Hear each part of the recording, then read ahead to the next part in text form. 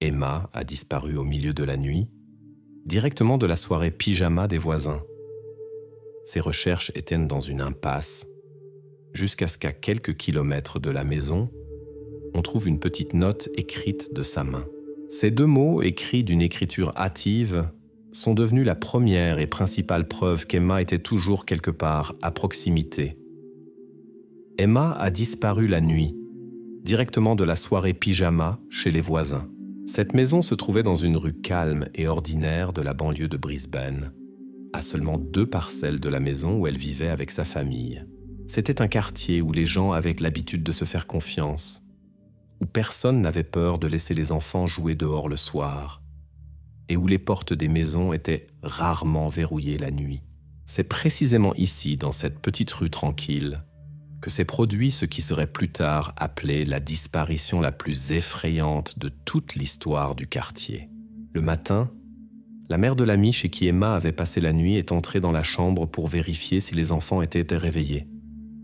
Mais le lit où Emma aurait dû dormir était vide. Les draps étaient froissés, comme si elle venait d'y dormir. Mais la fenêtre de la chambre était grande ouverte. Le rideau oscillait légèrement sous la brise matinale. La femme a immédiatement senti que quelque chose n'allait pas, bien qu'au début, elle ait encore espéré qu'Emma ait simplement décidé de rentrer chez elle et soit partie tôt le matin. Mais lorsque les parents d'Emma ont signalé que la Ferafi n'était pas rentrée à la maison, il est devenu clair que quelque chose de grave s'était produit. Les enquêteurs sont rapidement arrivés sur les lieux. La première chose qui a attiré leur attention, ce sont les traces de boue sur le rebord de la fenêtre ouverte.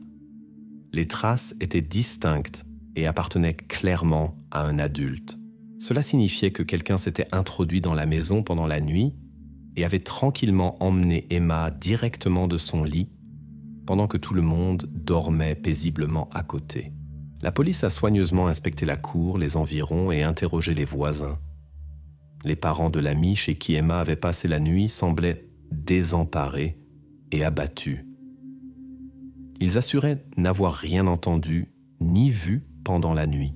Seule la mère de la fille s'est souvenue que vers 3 heures du matin, elle s'était réveillée avec un sentiment d'anxiété inexplicable, mais, n'ayant rien trouvé d'inhabituel, s'était rendormie. Personne dans la maison ne pouvait se souvenir de bruits étrangers, de pas ou de voix. Néanmoins, le même jour, une information est parvenue d'un des voisins. L'homme rentrait tard chez lui et affirmait qu'aux alentours de minuit, il avait remarqué un inconnu marchant dans la rue. L'inconnu marchait calmement, comme s'il n'avait absolument pas peur d'être vu. Cependant, le voisin n'a pas pu donner une description détaillée de cette personne. Il ne se souvenait que de vêtements sombres et d'une démarche inhabituelle, mais n'avait pas pu distinguer le visage. Il faisait trop sombre dans la rue.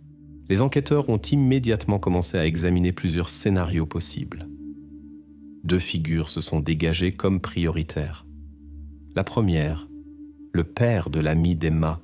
Dans ses récits sur ce qui s'était passé la nuit de la disparition, la police a découvert un certain nombre de contradictions et une étrange imprécision. Il s'embrouillait lorsqu'il s'agissait de ses propres déplacements nocturnes dans la maison, ne pouvait pas dire exactement à quelle heure il s'était couché et assurait n'avoir rien vu ni entendu d'inhabituel. Son comportement tendu et nerveux n'a pas échappé à l'attention des enquêteurs. Les soupçons se sont renforcés par le fait qu'il n'avait pas d'alibi. Personne ne pouvait confirmer avec certitude que l'homme était effectivement resté à la maison toute la nuit. Le deuxième objet de suspicion, l'inconnu, vu par le voisin. La police a supposé qu'il pouvait s'agir d'un étranger, venu intentionnellement dans ce quartier, sachant qu'il serait facile de pénétrer dans l'une des maisons. Mais l'identité de cet inconnu restait un mystère. Aucune caméra, aucun témoin pouvant préciser son signalement n'a été trouvé. Néanmoins, la police a commencé à travailler simultanément dans les 2 directions. Les enquêteurs ont examiné avec une attention particulière le père de l'ami d'Emma. Une perquisition a été menée chez lui, il a été interrogé plusieurs fois de suite, dans le but de trouver des indices permettant de le lier à la disparition. Cependant, il n'a rien avoué.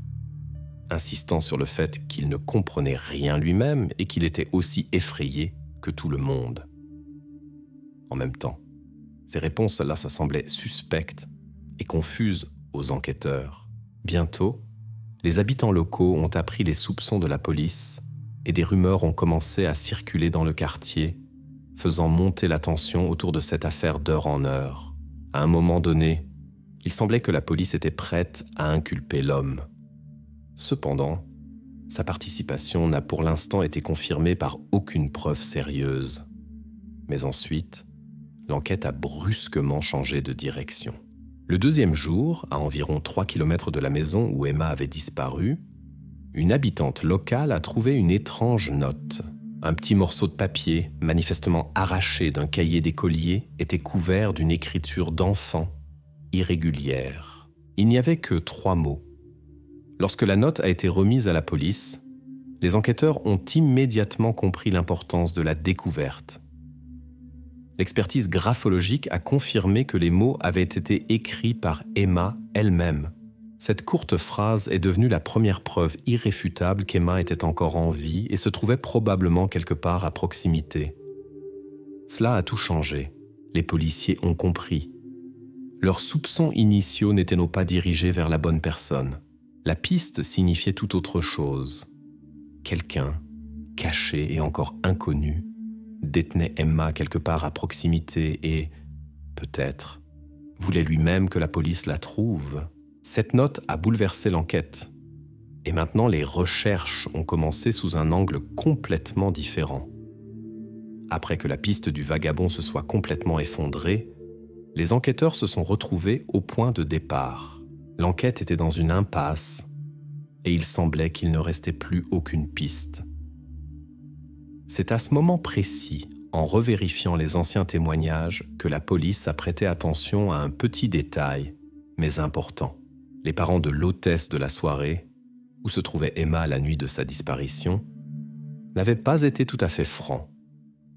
En particulier, le père de la fille avait manifestement caché un fait important. Lors d'un interrogatoire répété et plus sévère, il s'est avéré que cette nuit-là, il s'était absenté de la maison pendant environ 2 heures. L'homme n'avait intentionnellement pas signalé cette circonstance à la police lors de la première conversation, et maintenant il devait expliquer pourquoi. Sous la pression des enquêteurs, le père de l'hôtesse de la soirée a finalement admis son absence. Il a déclaré qu'il était effectivement parti de la maison, mais qu'il ne se trouvait pas là où on aurait pu le soupçonner. Il s'est avéré que vers minuit, il s'était rendu dans un quartier voisin, à environ 15 minutes de route, pour rencontrer son ex-femme. L'homme a expliqué qu'il ne lui parlait plus depuis longtemps, que leur relation était extrêmement tendue, et qu'il ne voulait pas divulguer le fait de la rencontre, car cela aurait pu soulever des questions inutiles et des tensions dans sa famille actuelle. Néanmoins, il a insisté sur le fait que cet événement n'avait rien à voir avec la disparition d'Emma et qu'il s'agissait simplement d'une rencontre personnelle dont il n'avait pas l'intention de discuter les détails. Les enquêteurs n'ont pas apprécié ce manque de franchise, mais pour l'instant, ils ne pouvaient pas l'accuser ouvertement de quoi que ce soit de plus que de dissimulation de circonstances. Il était nécessaire de vérifier les dires de l'homme avant d'aller plus loin. La police a immédiatement convoqué l'ex-femme de l'homme pour interrogatoire. La femme a accepté de confirmer le fait de la rencontre. Cependant, ses déclarations semblaient hésitantes, confuses et parfois contradictoires.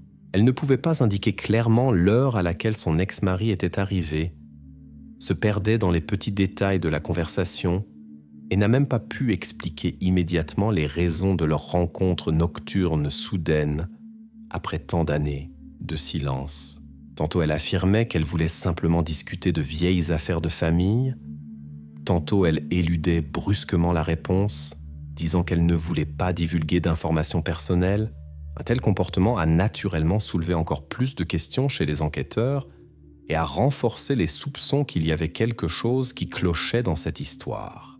L'enquête a commencé à poser des questions plus spécifiques. Où exactement la rencontre avait-elle eu lieu? Qui les avait vus ensemble? Pourquoi les ex-conjoints avaient-ils choisi une heure aussi tardive et peu commode pour parler? À chaque nouvelle réponse, La femme semblait de moins en moins convaincante, et les enquêteurs ont commencé à envisager sérieusement la possibilité qu'elle couvre simplement son ex-mari. Face à ces témoignages contradictoires, la police a de nouveau été contrainte de porter son attention sur le père de l'hôtesse de la soirée. Son absence de la maison au moment de la disparition d'Emma ne pouvait pas être une simple coïncidence. L'enquête a tenté de reconstituer ses déplacements exacts à l'aide des données mobiles. Ils ont demandé des informations aux antennes relais pour vérifier chacune de ces affirmations. Cette vérification technique a donné un résultat inattendu. Selon les données des opérateurs mobiles, le téléphone de l'homme avait effectivement été localisé dans le quartier indiqué approximativement entre minuit et 2 heures du matin. Il ne s'était pas approché de la zone où la note et les empreintes de chaussures avaient été trouvées, ni de la zone boisée où la construction abandonnée avait été découverte. Ces affirmations, malgré tous les doutes et les témoignages incohérents de son ex-femme, ont reçu un alibi en béton. Ce fait a obligé la police à admettre avec regret qu'elle avait de nouveau engagé des forces et des ressources sur une fausse piste et qu'elle se retrouvait à nouveau au point de départ, sans s'être rapprochée d'un pouce de la résolution de la disparition d'Emma. C'est précisément au moment où l'enquête commençait à nouveau à s'enliser qu'un signal totalement inattendu est arrivé. Des habitants de la périphérie de Brisbane ont contacté la police, signalant qu'à proximité du parc local et de l'école, un homme, déjà repéré à plusieurs reprises pour son comportement suspect, était réapparu. Il était connu de la police pour une série d'infractions mineures, parmi lesquelles des incidents d'observation de mineurs. Les témoins affirmaient qu'il se comportait de manière très étrange, évitait manifestement le regard des gens et essayait de rester à l'écart de l'attention publique. La police a immédiatement réagi à ce signal. L'affaire Emma a de nouveau pris une direction radicalement différente. L'enquête, qui semblait au point mort, a repris vie de manière fulgurante, et les enquêteurs ont senti qu'ils approchaient de quelque chose d'important. Peut-être cet homme était-il la clé qui leur manquait tant. Leur tâche consistait désormais à remonter sa piste le plus rapidement possible et à déterminer s'il était impliqué dans la disparition d'Emma. Le signalement de l'homme suspect aperçu en périphérie de la ville a marqué une nouvelle étape dans l'enquête. La police n'a pas perdu de temps et a immédiatement mis cet homme sous surveillance, étudiant attentivement son passé et ses liens éventuels avec le quartier où vivait Emma. Il s'est vite avéré que cet homme était Thomas, un habitant de 34 ans d'un quartier voisin qui avait déjà attiré l'attention de la police à plusieurs reprises. La raison en était ces épisodes de comportement ambigu et des problèmes de santé mentale confirmés. La police a soigneusement examiné les archives et a découvert qu'environ 5 ans auparavant, Thomas avait subi un examen dans une clinique psychiatrique locale suite à des plaintes d'habitants de la ville. Il avait été repéré à plusieurs reprises près des écoles et des parcs locaux, observant les jeunes enfants qui y jouaient. À l'époque, aucune accusation directe n'avait été portée contre lui, et tout s'était limité à des recommandations de surveillance de son état psychique et de son comportement. Cependant, maintenant, compte tenu de la disparition d'Emma, ce fait revêtait une signification totalement différente. La police a immédiatement commencé à interroger minutieusement les voisins de Thomas, essayant de dresser un tableau complet de son comportement et de ses habitudes. Presque tous les voisins le décrivaient de la même manière, renfermé, étrange et extrêmement peu sociable. Il quittait rarement son appartement pendant la journée, préférant se déplacer tard le soir ou la nuit.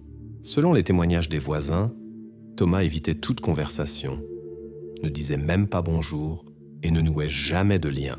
L'un des voisins s'est souvenu qu'environ 1 semaine avant la disparition d'Emma, il l'avait vue plusieurs fois à proximité immédiate du quartier où vivait la famille de la disparue. À ce moment-là, l'homme se tenait simplement dans la rue et regardait au loin, comme s'il observait quelque chose, mais personne n'y avait prêté attention. Les enquêteurs ont décidé d'arrêter immédiatement Thomas pour un interrogatoire officiel. Lorsque les policiers se sont présentés à la porte de son appartement, l'homme n'a pas opposé de résistance, bien qu'il ait paru très anxieux et nerveux. Il a immédiatement commencé à affirmer qu'il n'était impliqué dans aucun crime et a assuré aux enquêteurs qu'il n'était même pas à proximité la nuit où Emma avait disparu. Cependant, la police avait déjà des preuves du contraire. Une caméra de vidéosurveillance installée dans une station-service locale avait clairement enregistré la voiture de Thomas passant à proximité immédiate de la rue où se trouvait la maison de la fête, précisément la nuit où Emma avait disparu. L'heure de l'enregistrement coïncidait avec la période présumée de la disparition. Les policiers ont présenté ce fait à Thomas et il a hésité, ne s'attendant manifestement pas à une telle tournure des événements. L'homme a rapidement trouvé une explication. Il se serait rendu chez un ami dans un autre quartier et son chemin passait accidentellement par cette rue. Mais ses paroles manquaient de conviction, de sincérité et semblaient même désespérées. La police a immédiatement vérifié cette version. Mais il s'est avéré que l'ami mentionné par Thomas était absent de chez lui ce soir-là et n'a pas pu confirmer ou infirmer ses dires. L'enquête ne disposait toujours pas de preuves directes de la culpabilité de Thomas, seulement des indices indirects d'une éventuelle implication. Cela donnait l'impression que la vérité était très proche, mais encore inaccessible. Malgré toute la suspicion évidente du comportement de Thomas et ses explications extrêmement maladroites, aucune preuve directe le reliant à la disparition d'Emma n'a été trouvée.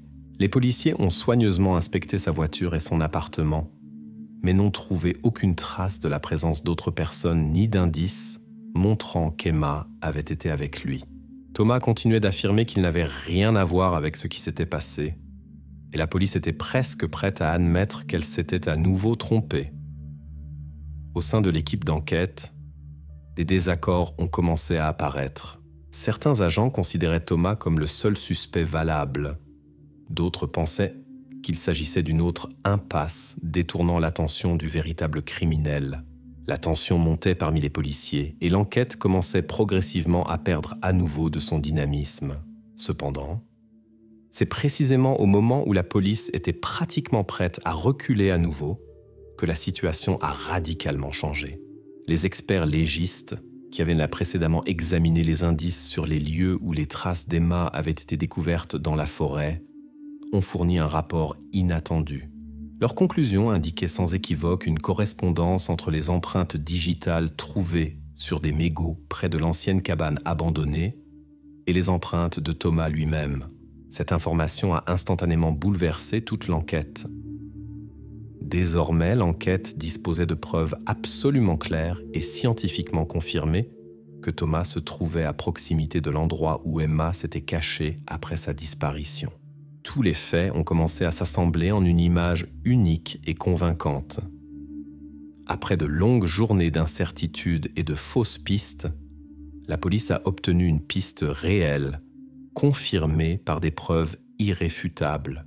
Maintenant, la police savait avec certitude que Thomas non seulement cachait quelque chose, mais qu'il était clairement là où se trouvait Emma.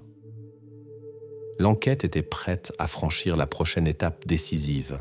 La correspondance des empreintes digitales avec les indices trouvés sur les lieux a finalement convaincu la police que Thomas était le véritable ravisseur d'Emma. Toutes les preuves indirectes, qui semblaient auparavant douteuses et peu convaincantes, ont maintenant acquis une clarté absolue. Sous le poids des preuves irréfutables, Thomas a perdu toute résistance et a commencé à faire des aveux complets. Son récit a stupéfié les enquêteurs par sa franchise et son calme glacial. Lors de l'interrogatoire officiel, Thomas a avoué qu'il observait le quartier depuis longtemps, cherchant une occasion favorable pour commettre un crime. Il avait choisi la banlieue tranquille de Brisbane précisément parce que les habitants locaux fermaient rarement les fenêtres et les portes, et que presque personne ne prêtait attention aux passants occasionnels la nuit. Le moment même de l'enlèvement n'avait pas été planifié à l'avance. La fenêtre de la chambre s'est avérée être ouverte par pur hasard, et il a perçu cela comme une opportunité commode, qu'il a saisie instantanément et presque sans réfléchir. Thomas a également raconté qu'il n'avait pas l'intention de blesser physiquement Emma et ne poursuivait aucun objectif particulier, si ce n'est de l'emmener avec lui. Lors de l'interrogatoire, il a décrit en détail l'endroit où il avait caché Emma après l'enlèvement. C'était une petite cabane, perdue au fond d'une zone boisée en dehors de la ville, celle-là même près de laquelle la police avait précédemment trouvé des traces et des mégots. Les enquêteurs ont immédiatement envoyé une équipe opérationnelle à l'endroit indiqué par Thomas. Lorsque la police est arrivée sur les lieux, la cabane semblait abandonnée, mais c'est précisément là que se trouvait Emma. Elle était vivante, physiquement indemne, mais en état de choc émotionnel extrême. Elle restait silencieuse et ne réagissait presque pas aux questions des policiers, se trouvant manifestement dans un état psychologique grave. Néanmoins, le fait qu'Emma soit vivante et désormais sous protection a insufflé espoir et soulagement dans le cœur de sa famille et des enquêteurs. Les interrogatoires ultérieurs de Thomas ont permis à la police d'établir le tableau complet du crime. Thomas a confirmé que pendant plusieurs semaines, il s'était rendu discrètement et régulièrement dans le quartier où vivait Emma, observant les maisons et la vie quotidienne de leurs habitants. Son objectif initial n'était personne en particulier. Il cherchait simplement une cible appropriée et une occasion de réaliser son projet. La décision de pénétrer dans la maison précisément cette nuit-là avait été spontanée et irréfléchie. La fenêtre ouverte s'est avérée être le facteur qui l'a incité à agir. Thomas a informé la police qu'il avait emmené Emma par la fenêtre, sans qu'aucun des occupants n'entende ou ne remarque quoi que ce soit. Après cela, il l'a fait sortir par la cour arrière et s'est dirigé à pied vers sa voiture, laissée dans une rue voisine tranquille. Ensuite, il l'a conduite à la cabane dans la forêt, où il l'a gardée jusqu'à sa découverte. Thomas n'a pas pu expliquer clairement la raison de ses actes, disant seulement qu'il était mu par des impulsions internes et un état émotionnel difficile, aggravé par des problèmes psychiques. Lorsque Thomas a réalisé que la police avait découvert toute la chaîne des événements et disposait de preuves sérieuses contre lui, il a tenté désespérément d'échapper à la justice. Lors du transport sur les lieux de la reconstitution, il s'est soudainement mis à courir, espérant profiter d'un moment de confusion de la garde. Cependant, la tentative s'est avérée absolument vaine. La police l'a rapidement et professionnellement arrêté, le plaçant à nouveau sous contrôle strict et excluant complètement toute possibilité de fuite future. Après cet incident, Thomas a définitivement perdu tout espoir de salut et s'est entièrement résigné à son sort, n'opposant plus aucune résistance ni tentative de contester son implication dans le crime. Le procès de Thomas a été rapide et sans appel. Compte tenu de la gravité de ses actes et des preuves présentées, le juge a prononcé la peine la plus sévère possible. Thomas a été condamné à une longue peine de prison avec obligation de suivre une correction psychologique qui, cependant, ne pouvait déjà plus annuler la gravité de son acte. Emma, ayant survécu à un stress émotionnel et à un choc profond, est rentrée chez elle, où sa famille et ses proches l'attendaient. La famille d'Emma a reçu un soutien psychologique complet pour l'aider à reprendre une vie normale après une épreuve aussi difficile. Malgré la conclusion réussie de l'enquête et l'arrestation du criminel, la banlieue de Brisbane, autrefois calme et sûre, n'a jamais pu retrouver son ancienne atmosphère de confiance absolue et de tranquillité. Les gens sont devenus beaucoup plus prudents, fermaient portes et fenêtres, surveillaient attentivement les inconnus. Ce qui est arrivé à Emma a changé à jamais l'attitude des habitants envers leur propre sécurité et leurs voisins. Cette histoire est devenue pour beaucoup une leçon amère, montrant que même dans les endroits les plus calmes et les plus fiables, un crime imprévisible et effrayant peut se produire et que la vigilance et la prudence ne sont jamais superflues. En l'an 2018, à Rome, près de San Lorenzo, s'est produit un incident choquant qui a suscité une grande consternation non seulement en Italie, mais aussi à l'étranger. L'incident, rapporté dans les actualités du monde entier, a choqué le public par ses actes graves. Au centre de cette histoire se trouve Desirée Mariattini, une jeune personnalité devenue une figure clé des événements actuels.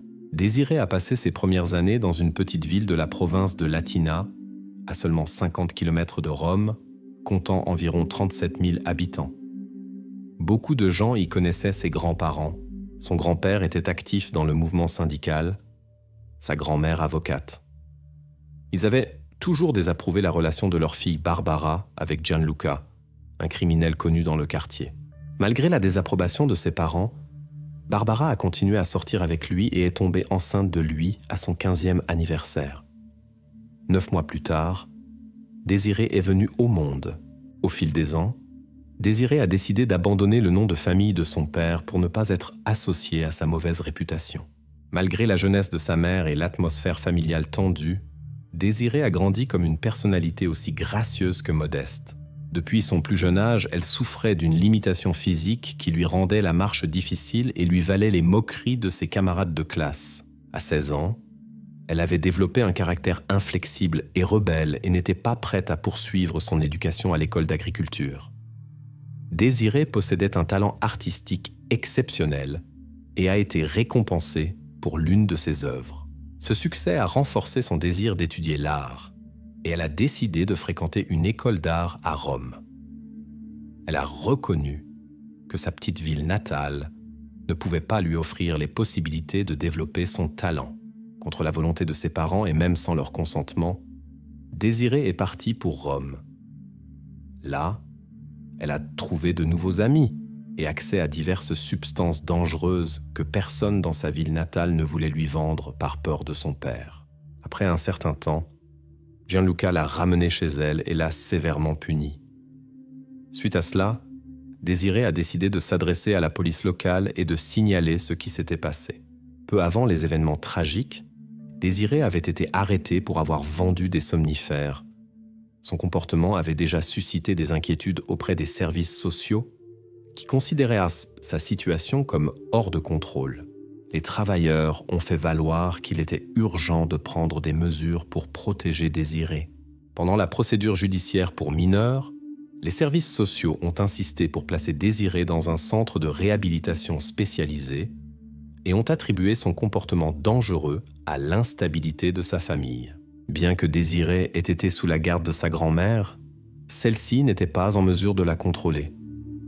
Malheureusement, le tribunal n'a pas agi immédiatement, de sorte que peu après, une terrible tragédie s'est produite.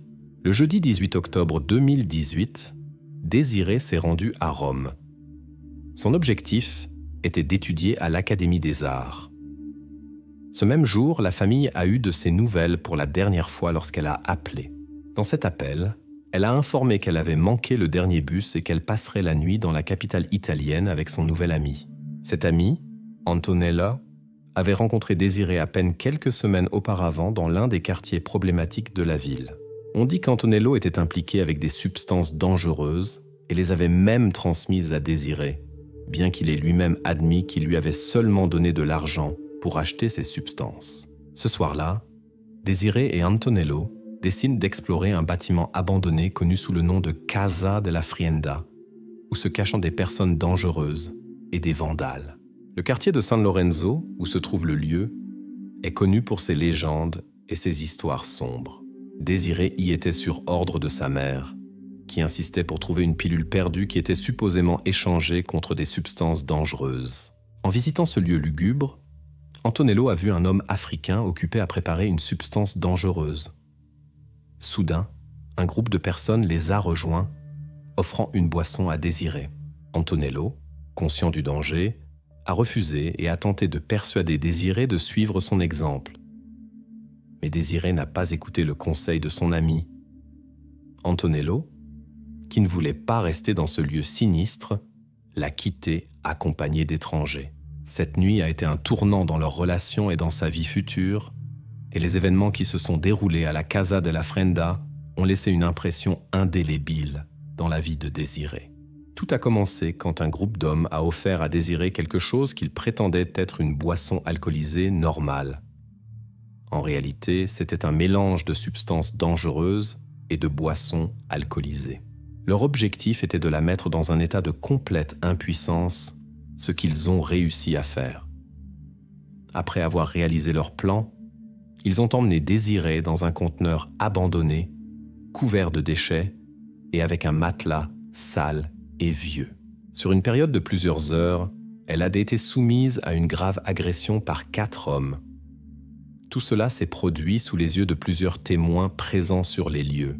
Lorsque l'un des auteurs a proposé d'appeler une ambulance, étant donné l'état critique de Désirée, le chef du groupe a rejeté brutalement cette offre, disant qu'il préférait qu'elle meure plutôt que d'aller en prison pour les actes graves qu'il avait commis contre Désirée. Cette déclaration était suffisamment intimidante pour dissuader à la fois les complices et les témoins qui observèrent la scène à proximité. Selon des rapports récents, les hommes avaient utilisé des substances dangereuses pour laisser Désirée dans un état sans défense, et cela faisait partie de leur plan abominable. Les événements de cette terrible nuit ont laissé des traces indélébiles chez tous ceux qui ont été témoins de cette atrocité.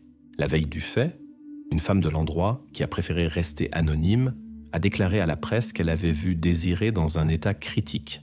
Elle s'est approchée d'elle, l'a couverte d'un drap, et lui a donné de l'eau sucrée à boire, dans l'espoir de lui faire reprendre conscience. Cependant, lorsque les officiers sont arrivés sur les lieux, ils ne pouvaient plus l'aider. La situation a été compliquée par le fait que les résidents du quartier, principalement des personnes en situation difficile, n'étaient pas disposés à coopérer avec la police. Ils craignaient des représailles pour avoir dénoncé les personnes qui menaient des activités illégales. Cependant, quelques heures après la découverte, un Sénégalais vivant dans le quartier s'est présenté au poste de police. Il a déclaré qu'il était arrivé sur les lieux peu après minuit la nuit de l'incident et avait vu une personne désespérée à côté de Désirée. Son témoignage a constitué une preuve importante dans l'enquête sur cette affaire tragique. Au cours de l'enquête sur ce crime complexe, de sombres détails sur les derniers moments de la vie de Désirée ont été révélés. Selon les résultats de l'enquête officielle, Désirée a été victime d'un dangereux mélange de substances dangereuses. Cette conclusion du laboratoire a été confirmée par une analyse en laboratoire. De plus, il a été établi que Désirée avait temporairement ressenti une grande peur, probablement due aux actions violentes de ses agresseurs. Il l'aurait empêché de crier, en l'empêchant de hurler. Une femme qui avait assisté à l'incident a déclaré qu'environ 6 ou 7 personnes étaient présentes sur les lieux, dont des Africains et des Arabes. Elle a également affirmé qu'un groupe de 3 ou 4 hommes avait attaqué Désirée. Cette information effrayante a été un moment clé dans l'enquête, car elle a clarifié l'ampleur du crime auquel Désirée a été exposée dans les dernières heures de sa vie. L'enquête a révélé que plusieurs personnes avaient participé à l'agression. Les preuves médico-légales indiquent que Désirée n'avait très probablement pas eu de relations sexuelles avant l'incident. La cause de sa fin tragique a été une défaillance physique. Le tragique de cette histoire est que Désirée a tenté de se rétablir pendant environ 10 heures après l'incident. Elle aurait pu être sauvée si le médecin d'urgence avait été appelé à temps. Le dernier jour d'octobre de l'année 2018, des résidents et des jeunes de Cisterna di Latina se sont rassemblés pour dire adieu à Désirée. Ils se sont réunis à l'entrée de l'église, tenant des ballons roses et blancs en forme de cœurs et de fleurs. Pendant la cérémonie, accompagnée d'applaudissements et du crépitement de feux d'artifice, plusieurs jeunes ont lentement fait passer le cercueil blanc de Désirée par l'entrée de l'église. Ils ont déployé une grande banderole exigeant justice.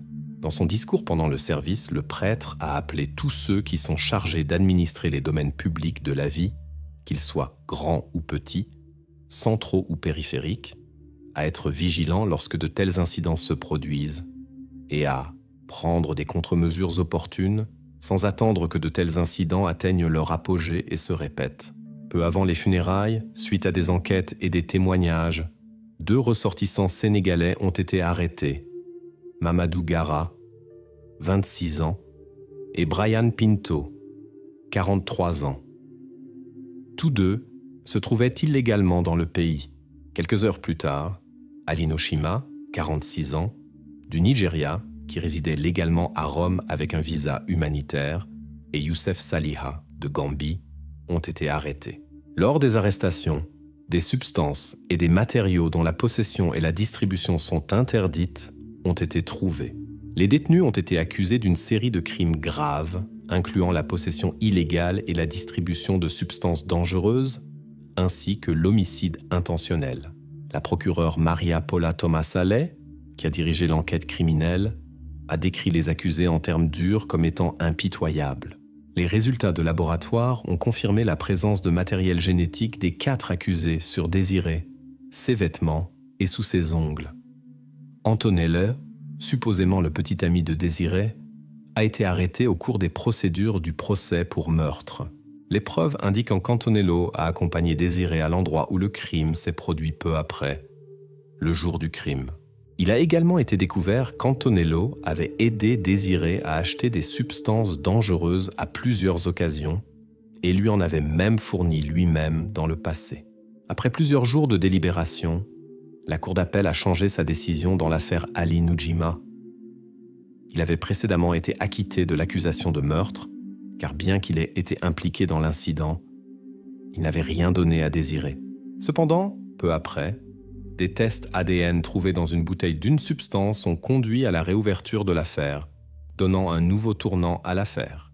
Il est important de mentionner que Youssef Saliha, l'un des accusés dans cette affaire, a engagé une procédure contre les parents de Désiré pour ne pas l'avoir correctement supervisé. Le 4 décembre 2019, le procès a eu lieu, impliquant 4 personnes.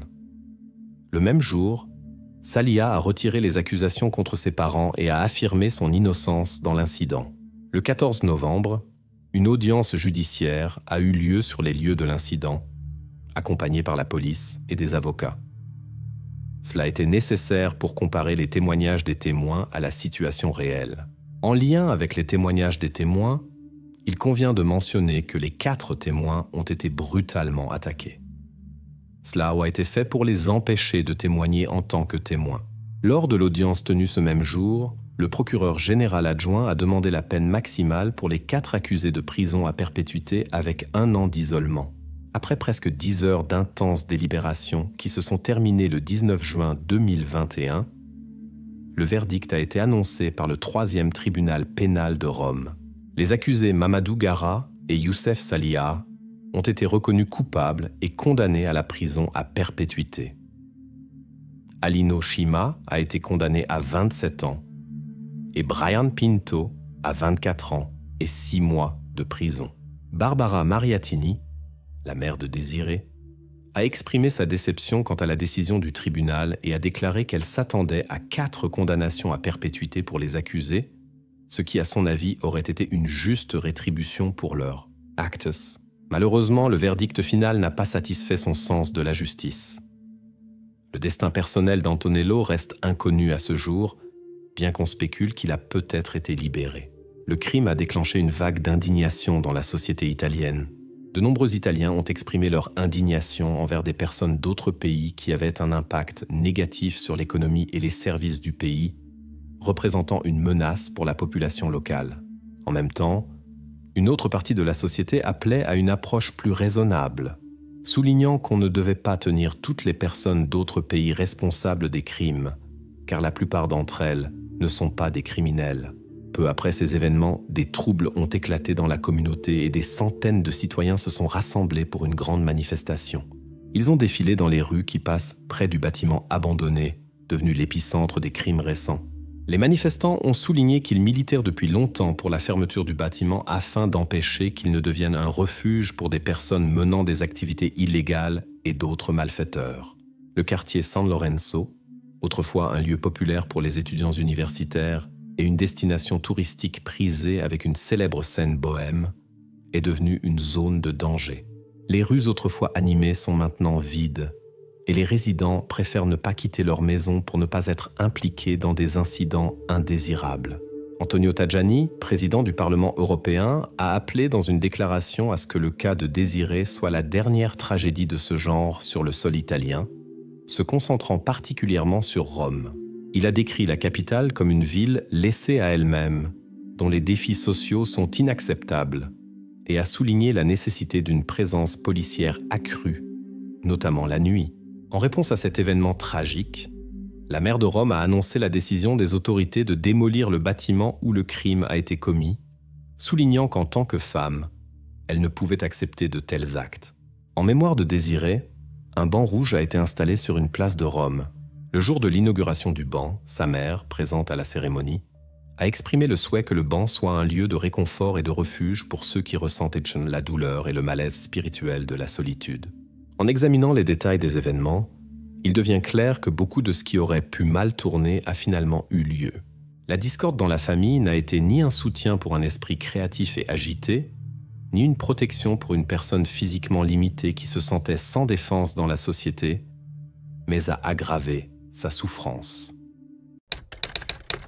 Dans la maison où David Wiens vivait avec sa compagne, un événement regrettable s'est produit, dont il a lui-même fait part à des journalistes américains. J'ai essayé de l'étreindre en me tournant vers elle et à ce moment-là, j'ai réalisé qu'elle était partie. Les pensées émergentes qu'elle pourrait être contrariée m'ont incité à me lever et à essayer de la joindre, mais quand je l'ai rencontrée, j'ai compris qu'elle ne pouvait pas me répondre. A commencé Vince, son récit. Il semblait qu'ils avaient une relation idyllique et une vie sans souci. Mais la suite de la description des événements a révélé que leur relation cachait beaucoup de secrets. Le 16 mars 1970 à Burlington, États-Unis, une personne nommée Dawn Mary Papineau est née dans la famille de Michael et Mary Ann Papineau. En plus d'elle, il y avait 3 autres frères et sœurs, David, Derek et Diana. Dawn est devenue une personne très sociable, trouvait toujours quelque chose à faire, aimait jouer à des jeux actifs en plein air et passer du temps avec des poupées. Dès son jeune âge, elle se distinguait par sa diligence et sa soif de connaissance, ce qui lui a permis de terminer l'école avec distinction et d'étudier dans une université catholique prestigieuse. Grâce à son ouverture et à son charisme, Dawn gagnait facilement l'amour et le respect des personnes qui l'entouraient. À 25 ans, ses chemins ont croisé ceux de David Wiens, un homme plus âgé qu'elle et qui était en plein divorce, ayant déjà 3 personnes issues de relations précédentes. Ces circonstances n'ont pas fait obstacle à une amitié naissante, qui s'est transformée avec le temps en une forte relation romantique. En 1997, après une longue attente pour la conclusion de la procédure de divorce de David, lui et sa bien-aimée ont enfin pu devenir officiellement mari et femme. Leur rêve commun de gérer leur propre entreprise les a amenés à déménager en Floride, où ils voulaient tenter leur chance dans le secteur de la restauration. Les familles des 2 époux avaient une relation merveilleuse. Les proches de Dawn ont accepté David comme un frère aîné, tandis que les proches de David ont rapidement aimé Dawn et l'ont ouvertement désigné comme une partie importante de la famille. Leurs liens familiaux ont été renforcés lorsque le frère de Dawn, propriétaire d'un restaurant, a offert à David le poste de gérant. Après que David ait travaillé un certain temps dans ce rôle, le frère lui a confié la direction complète de l'établissement. Mais bientôt, David a tourné son attention vers une autre activité, qui était certes beaucoup plus rentable, mais avait un caractère illégal. Sa nouvelle occupation était liée au commerce de gros de diverses marchandises en grande quantité, qui étaient donc considérées comme des substances interdites. Ainsi, le restaurant n'était plus qu'une façade, derrière laquelle se cachaient des revenus douteux provenant d'opérations illicites. En 2005, la chance a tourné contre David lorsqu'il a été arrêté. Dans une tentative de justification, il a expliqué que la raison de son entrée dans les affaires illégales était la nécessité de couvrir de nombreuses dépenses pour lesquelles les revenus du restaurant n'étaient manifestement pas suffisants. Il s'est avéré que l'arrestation de David n'était pas sa première rencontre avec la loi. Un enquêteur du district de Monty a partagé des informations sur le passé de David, précisant qu'il avait déjà été condamné en 1993 pour un délit similaire, bien avant que ses chemins ne croisent ceux de Dawn. En raison de sa nouvelle arrestation pour un délit similaire, les policiers se sont adressés à David pour lui demander de les aider à découvrir le groupe criminel auquel il appartenait. L'enquêteur se souvient que David était une véritable aubaine pour la police, car non seulement il répondait promptement aux appels, mais il n'arrivait jamais en retard aux opérations prévues et faisait preuve d'une ponctualité exceptionnelle.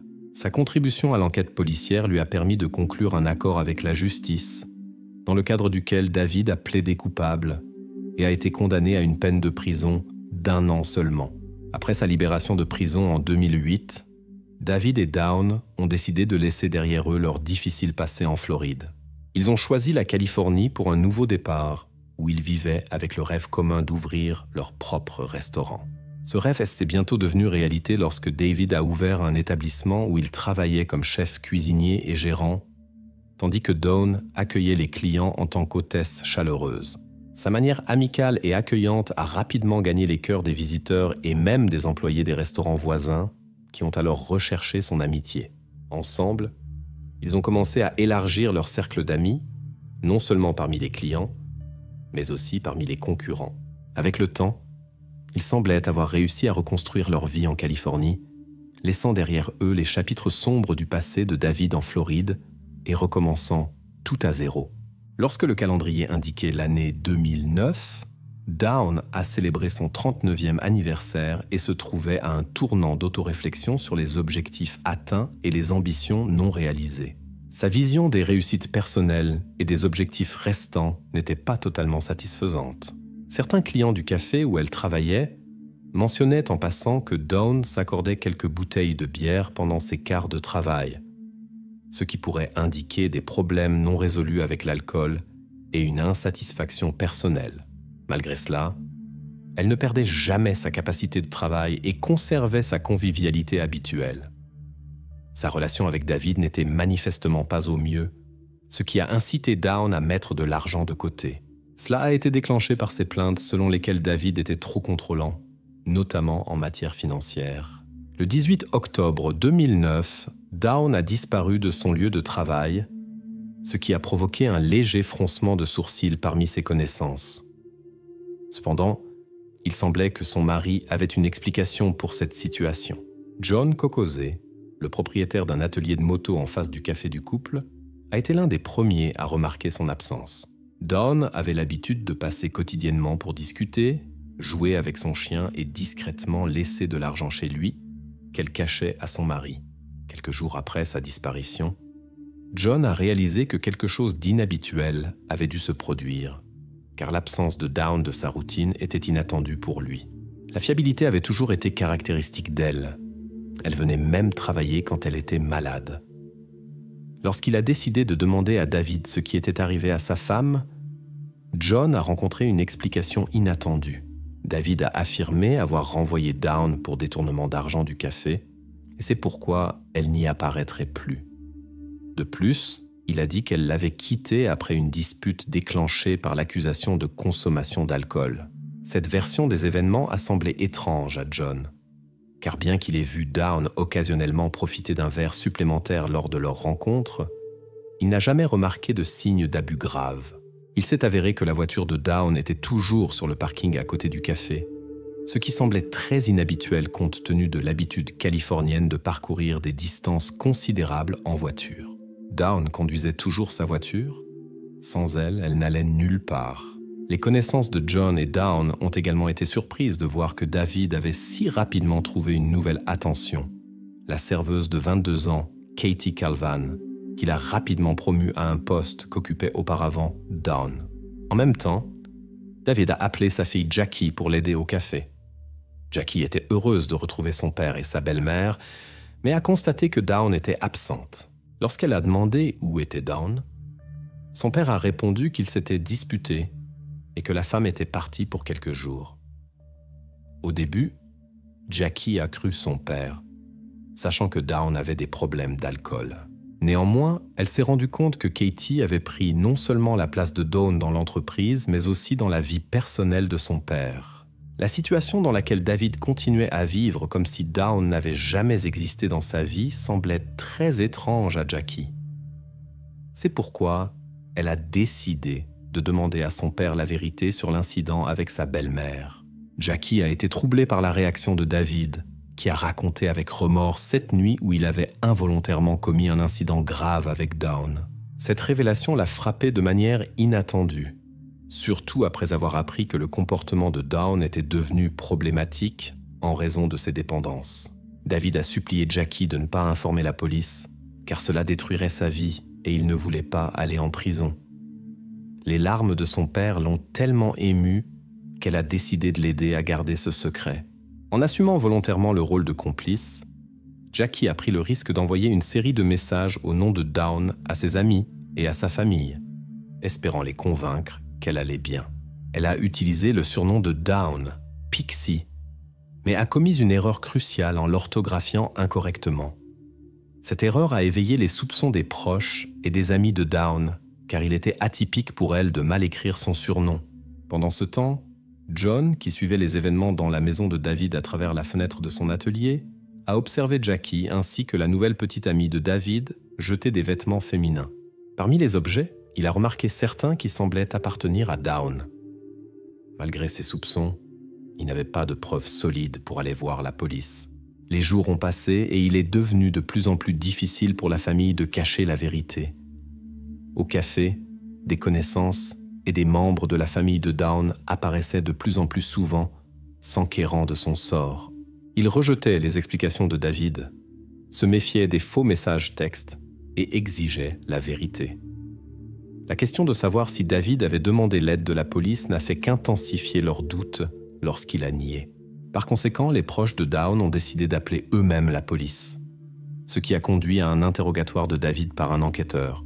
L'équipe d'enquête était particulièrement intéressée de savoir pourquoi la famille et les amis cherchaient si obstinément la disparue, ce qui l'avait poussée à disparaître, et pourquoi David n'avait montré aucune initiative pour la rechercher. David a répété son explication précédente, affirmant que Dawn l'avait quitté après qu'il lui ait suggéré de commencer un traitement pour sa dépendance, ce qui n'a fait que confirmer les soupçons des enquêteurs quant à son indifférence. Il était assez intéressant d'observer que dans les vitrines des magasins à proximité, on pouvait voir des annonces de recherche pour Dawn. Mais dans le café appartenant à David, un tel prospectus manquait. Ce fait a amené les autorités à envisager la possibilité que David retienne des informations sur lesquelles il préférait garder le silence. Lorsque le journaliste Larry Altman, qui suivait les activités de la police locale, est tombé sur la nouvelle de la disparition de la femme, il a décidé d'écrire un article pour soutenir sa famille et son mari inquiet, qu'il croyait sincèrement préoccupé. Pour créer un reportage captivant, Larry a visité la maison de David pour l'interviewer. L'objectif de la visite était d'obtenir des informations aussi détaillées que possible sur Dawn afin de créer un profil complet d'elle, d'éveiller l'empathie chez les lecteurs et de soutenir la recherche. Cependant, la visite n'a pas produit les résultats escomptés. David s'en est tenu à son histoire et a informé Larry qu'il n'avait plus d'informations sur elle depuis une dispute survenue lorsqu'il avait suggéré à Dawn de suivre une thérapie pour ses dépendances. Aux questions de savoir s'il manquait sa femme, s'il la voulait de retour ou s'il l'aimait, David a répondu qu'il espérait seulement son bien-être et qu'il avait effectivement eu des sentiments pour elle dans le passé. Ce qui a été particulièrement intéressant pour Larry, c'est que David parlait de sa femme disparue au passé, ce qui l'a amené à penser que l'homme cachait peut-être certains faits. Par conséquent, le journaliste a décidé d'examiner de plus près le passé de David et a bientôt découvert des détails inconnus sur la vie de David en Floride. Des informations qui n'étaient là pas connues en Californie. Dawn et David n'avaient pas partagé leur vie antérieure avec de nouvelles connaissances, espérant que l'histoire de leur déménagement serait vue comme une tentative de commencer avec une ardoise propre, et inquiets que les gens puissent juger David prématurément sans vraiment le connaître. Larry avait une base solide pour son article, mais continuait à chercher la clé pour compléter son enquête, car il devait encore découvrir le point tournant définitif dans l'histoire. Tandis que Larry s'enfonçait dans les détails de son enquête, les enquêteurs ne sont pas restés inactifs et ont mené leurs propres investigations. Ils s'intéressaient à ce que Dawn avait fait après sa dernière rencontre avec des amis et des proches. L'absence de toute activité sur son téléphone portable, ses cartes de crédit et ses comptes bancaires n'a fait qu'ajouter plus de mystère à l'ensemble. À ce moment-là, un détail fascinant est apparu. Plusieurs amis ont affirmé avoir reçu des messages d'elle dans lesquels Dawn assurait qu'elle allait bien et qu'elle s'était retirée pendant un moment pour réfléchir à ses affaires, promettant de les contacter plus tard. Elle a également mentionné qu'elle se trouvait en Floride. Cependant, l'orthographe incorrecte du surnom de Dawn a éveillé leurs inquiétudes, car de telles erreurs étaient atypiques dans leur longue amitié. Ce détail a poussé les autorités à suivre les traces numériques laissées par l'appareil de Dawn pour découvrir depuis quelle station de base les messages avaient été envoyés. Les résultats de l'enquête ont montré que le téléphone portable n'était pas situé en Floride, mais en Californie, ce qui rendait les circonstances encore plus déroutantes et soulevait de nouvelles questions dans une affaire déjà mystérieuse. La situation complexe dans laquelle David s'est retrouvé a commencé par une série de messages textes trompeurs et a souligné les risques liés à la technologie pour ceux qui l'utilisent à des fins malhonnêtes. Il est important de souligner que la réalisation d'une enquête approfondie a pris beaucoup de temps et toutes les mesures ont été menées avec une extrême prudence pour que David ne soupçonne pas qu'il était le principal suspect dans cet incident. En octobre 2010, les enquêteurs avaient l'intention d'avoir une conversation avec David et se sont rendus à sa résidence avec Down, mais ont découvert qu'il n'y habitait plus. Après avoir obtenu un mandat judiciaire, ils sont entrés dans la maison à la recherche d'indices importants et ont découvert des traces qui indiquaient d'anciennes preuves tant dans la chambre que dans une autre pièce. Ces découvertes ont conduit à ce que l'enquête passe de la recherche d'une personne à l'investigation d'un incident grave avec Down. En conséquence, les affiches avec l'image de Down, qui avaient été précédemment accrochées dans toute la ville, ont été remplacées par des annonces demandant de l'aide pour trouver le responsable. Parallèlement, des échantillons de preuves trouvés dans leur appartement commun ont été envoyés à un laboratoire pour analyse d'ADN, mais les résultats de l'analyse ont été retardés. Après avoir découvert de nouvelles annonces, David s'est immédiatement adressé à la police et a insisté pour qu'ils arrêtent la recherche, car Down, selon lui, allait bien. Il a affirmé avoir reçu un appel d'elle lui assurant qu'elle allait bien et qu'elle ne voulait plus le voir. Cependant, la police n'a pas cru ses paroles et n'avait pas l'intention d'arrêter l'enquête uniquement sur la base de ses déclarations, car David comptait parmi les principaux suspects, bien qu'il n'y ait pas de preuves concrètes contre lui. Les résultats de l'analyse ADN n'ont pas non plus clarifié la situation, car ils n'ont pas donné de réponse claire à la question de l'origine des échantillons. Avec le temps, il semblait que David pourrait échapper à la justice. Jusqu'en février 2011, il a profité de la vie avec sa nouvelle compagne Katie, croyant avoir échappé aux poursuites judiciaires. Néanmoins, le sergent Rich Garcia du département du shérif de Los Angeles était fermement convaincu que David était coupable et cherchait inlassablement des preuves suffisantes pour porter l'affaire devant les tribunaux. Dans ses efforts, Garcia a eu recours à l'écoute du téléphone de David et a poursuivi l'enquête. Cependant, l'absence de preuves concrètes constituait un obstacle majeur, et les enquêteurs étaient de plus en plus convaincus qu'une confession de David était nécessaire. Dans ce contexte, le sergent a décidé de faire appel à l'aide de la presse en donnant à un journaliste des indices sur des preuves trouvées lors d'une perquisition dans l'ancien appartement de David, suggérant qu'elles étaient significatives, alors qu'en réalité, elles étaient trop anciennes et inutilisables pour être utilisées au tribunal, ce qui exerçait une pression supplémentaire sur le suspect. En raison de soupçons selon lesquels elle connaissait des détails clés sur l'incident, le sergent a chargé une paire d'enquêteurs de parler avec Jackie, sa fille, qui vivait à cette époque en Caroline du Sud. Plusieurs tentatives de la police pour entrer en contact avec elle n'ont pas abouti car Jackie refusait systématiquement toute communication. Même son petit ami soupçonnait qu'elle cachait quelque chose et a fait part de ses préoccupations aux enquêteurs. Sous la pression des autorités et de son bien-aimé, Jackie a finalement accepté un interrogatoire et est apparue au poste de police, où elle a rapidement commencé à divulguer des informations.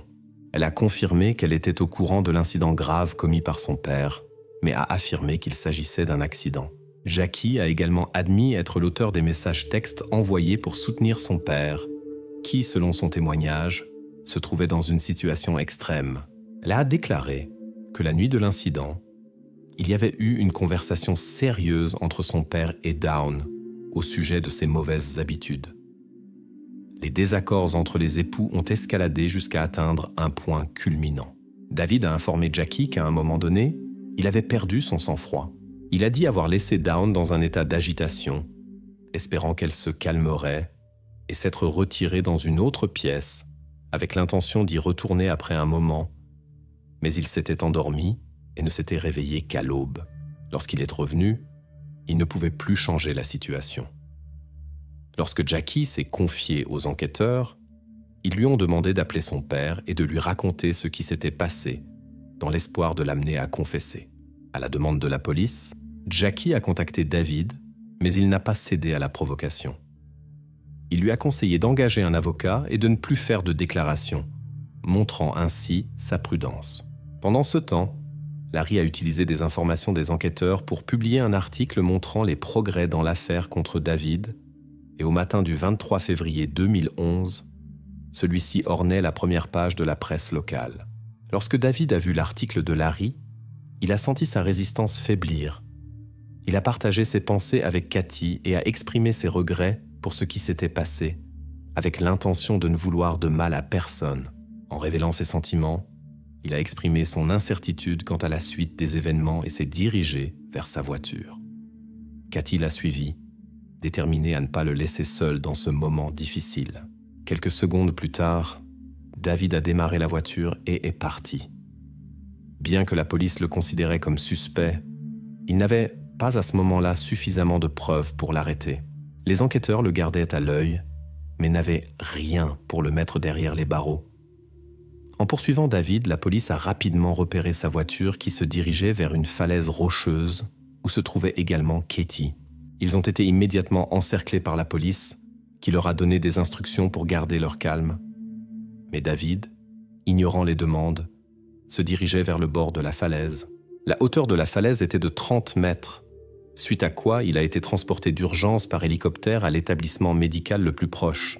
Après quelques jours dans le coma, son état s'est finalement stabilisé et il attendait d'être interrogé en relation avec la disparition de Dawn. Début mars, les enquêteurs ont enregistré sa déclaration, qui correspondait à celle de sa fille Jackie. Mais lorsque des questions sur les preuves ont été soulevées le lendemain, il s'est mis à hésiter. Une semaine et demie plus tard, David a contacté le sergent pour révéler l'emplacement de Dawn. Lors de l'interrogatoire enregistré, il a avoué avoir éliminé les preuves d'une manière qui les rendait introuvables, ce qui expliquait pourquoi elles étaient introuvables pour la police. Avec ses confessions, il s'est présenté devant le grand jury, accusé d'un incident grave avec Dawn. La saga du procès a commencé en mars 2011 avec des audiences préliminaires, mais ce n'est qu'en 2012 que le procès a pris de l'ampleur. La confrontation dans la salle d'audience s'est intensifiée lorsque l'accusation s'est retrouvée sans preuve décisive. Une attention particulière a été accordée au témoignage de Jackie, la fille de David, qui est devenue le principal témoin de l'accusation. Elle a rapporté le moment où son père lui a confié les secrets de son acte. La défense, cependant, a remis en question la crédibilité de ses paroles, soulignant que Jackie était sous l'influence de l'alcool au moment de la confession, ce qui pourrait brouiller ses souvenirs. Très significative était l'apparition de David au tribunal dans un fauteuil roulant, conséquence d'un incident sur le rocher qui l'a physiquement limité. Comme preuve importante, l'accusation a présenté les déclarations de David qu'il a faites à un sergent, dans lesquelles il décrivait les détails de cette nuit-là et les méthodes qu'il a utilisées pour tenter d'effacer les traces de l'acte. Ces enregistrements audio ont permis au jury d'entendre tous les détails de l'événement de première main. Finalement, David a été reconnu coupable de l'incident involontaire et la sentence a été prononcée. 6 mois après le verdict, David s'est vu imposer la peine maximale possible avec la possibilité d'une libération anticipée après 15 ans d'emprisonnement. Selon les dernières informations disponibles, David continue de purger sa peine jusqu'en 2024.